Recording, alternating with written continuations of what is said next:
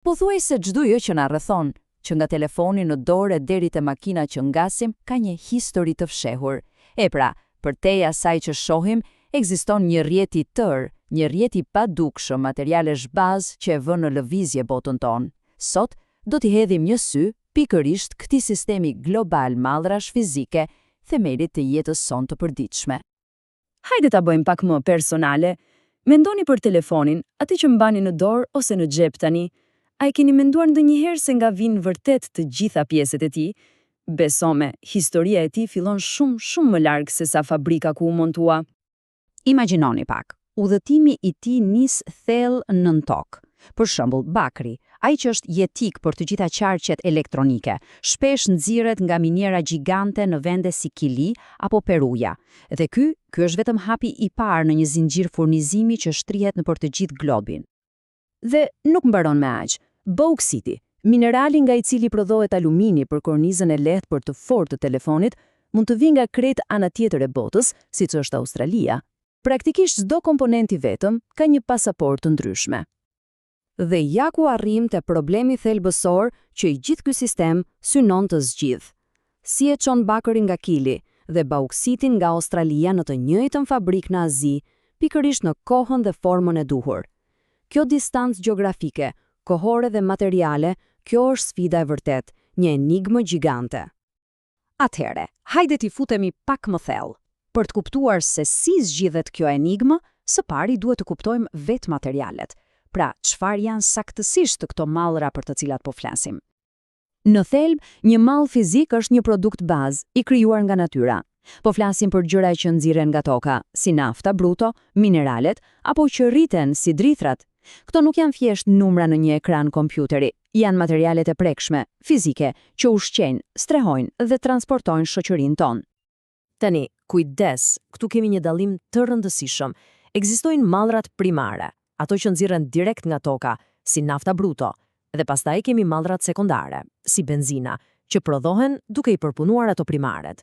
I gjithë sistemi ekonomik global varet nga ky transformim i vazhdueshëm nga njëra formë në tjetrën.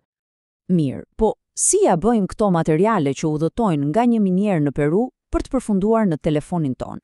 Kjo na çon te zinxhiri i furnizimit, që mund ta mendoni si një autostradë fizike globale që i lëviz këto mallra anë mban botës. Le të marrim naftën si shembull.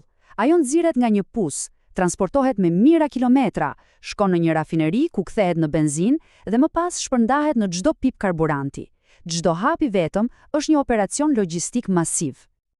E pra, dikur, i gjithë ky proces kontrollohej nga një grup i vogël kompanish gjigante, por ai sistemi centralizuar nuk zgjati. Tani do të shohim se si shambja e asaj perandorie të vjetër krijoi botën e tregtimit të mallrave që njohim sot. Pika e kthesës ishin vitet 70. Vende prodhuese, përmes OPEC-ut, filluan të merrnin kontrollin mbi burimet e tyre natyrore. Papritur, kompanitë e mëdha të naftës, ato që njiheshin si shtatmotrat, e humbën monopolin e tyre mbi zinxhirin e furnizimit, nga pusit e pompa. Fuqia thjesht ndryshoi duar. Dhe kjo shpërbërje krijoi një realitet krejtësisht të ri. Kaluam nga një sistem i kontrolluar si një kështjell në një rrjet të hapur dhe të coptuar. Ky sistem i ri ishte më fleksibël, sigurisht, por edhe shumë më kaotik. Dhe kështu u krijua një boshllëk i madh. Lindi nevoja për dikë që t'i lidhte të gjitha këto pika të shpërndara. E kush e mbushi këtë boshllëk? Një lloj krejt i ri lojtari, tregtari i mallrave.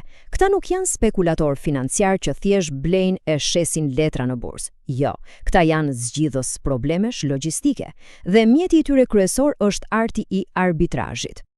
Pra çelësi është ky. Tregtarët fitojnë duke zgjidhur problemin e mospërputhjes mes ofertës dhe kërkesës.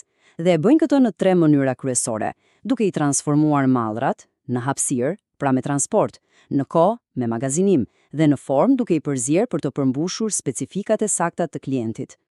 Le ta shohim këtë me një shembull të gjallë. Një tregtar mund të ketë një kontratë për të dërguar bakër nga Peruja në Finland, por ai gjen një mundësi më të mirë. E furnizon Finlandën nga një minierë më e afërt në Spanjë, duke kursyer kështu kosto transporti. Ndërkohë, bakri nga Peruja e ruan për 6 muaj derisa çmimi të rritet dhe më pas ia shet një shkritorje në SBA, pasi e ka përzier me bakër tjetër për të përmbushur specifikimet e sakta. Ky është arti i arbitrazhit në veprim.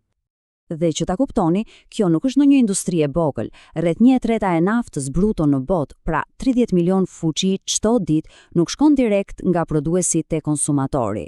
Jo, ajo kalon përmes duarve të këtyre tregtarëve të pavarur. Shkalla është thjesht marramendse. Ky sistem i ri nuk ka ndryshuar vetëm industrinë e mallrave, ai ka riformuar të gjithë ekonominë globale, duke zhvendosur vetë boshtin e tregtisë botërore. Shikoni pak për këtë rritje të jashtëzakonshme të importeve të metaleve nga Kina. Brenda pak më shumë se një dekade, kërkesa shpërtheu, dhe ishin pikërisht tregtarët e mallrave ata që e bën të mundur këtë gjë, duke ridrejtuar burimet nga Amerika e Jugut dhe Afrika për të ushqyer këtë bum ekonomik. Kështu ndryshuan përgjithmonë në rrjedhat tregtare globale, nga perëndimi drejt lindjes. Kjo thënie e përmbledh në mënyrë perfekte. Tregtarët nuk e shkaktojnë paqëndrueshmërinë e çmireve, por i përgjigjen asaj. Ata funksionojnë tamam si dora e padukshme e tregut, shohin një mospërputje çmimi diku dhe e korrigjojnë atë duke lëvizur mallrat. Duke bërë këtë, ata e bëjnë tregun global më efikas për të gjithë. Dhe gjithë kjo na lë me një pyetje për të ardhmen. Ndërsa teknologjia e bën botën gjithnjë e më të vogël dhe informacionin më transparent, a do të zvogëlohen këto mundësi arbitrazhi? Apo bota fizike do të ketë gjithmonë papërsosmëri që kërkojnë një dorë njerëzore për t'i zgjidhur? Ky është thelbi i rrjetit të padukshëm që fuqizon gjithçka rreth nesh.